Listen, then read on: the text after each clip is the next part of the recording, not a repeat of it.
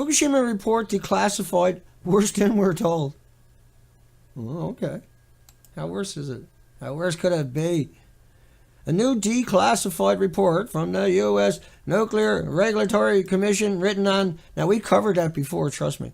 Just days after the disaster, we now know 100% that a total spent fuel pool was released to the atmosphere from Unit 4. And thank you for actually mentioning that.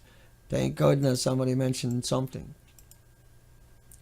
Worse than we were told. Thank you for mentioning that. And so number 4, they showed you that. They tore everything off the top of the building, all the way down to the ground almost. That was a 10-story building, see? That's why I say it that way, yeah? And then they put a little structure up alongside of it. They don't touch each other. They do not touch each other. Okay, think of it this way. You got a little shed out in your garden, and it's debilitated. That shed was there 100 years before you bought the property.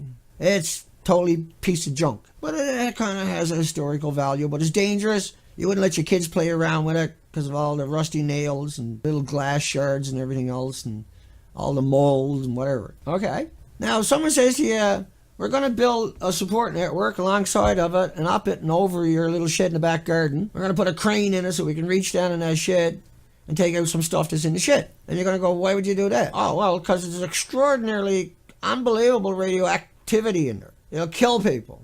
So, okay, well, that's probably a pretty good idea. You build that shed up there, go where it hits her. So he builds the shed, but then you go watch the media, and you say, workers are getting ready to take the fuel out of the fuel pool. And you're going, wait a second, it doesn't look like that inside of it.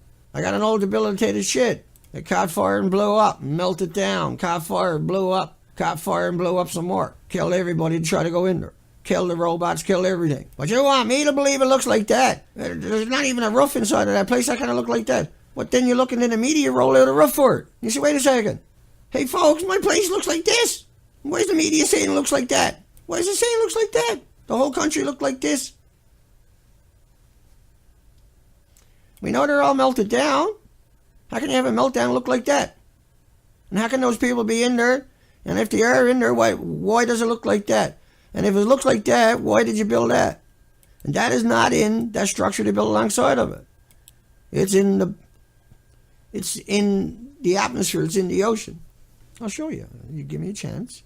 If you really want to hear the whole story, what you're seeing there is a representation of 260 days in the last 12, 13 months. And what we done was we crowdfunded this operation, and we covered 15,000 miles of the coastline in 260 days. That's why I'm back doing the things I'm doing, trying to get back up and build up an audience again and everything else, is because I spent 260 days on the ocean. And instead of looking like that throughout British Columbia, instead of looking like that everywhere that I'm familiar with, it all looks like this and this. These pictures are all from the same places. That's after Fukushima. The 5,600 species that would normally exist in that same spot like that, and like that, every square millimeter are now empty.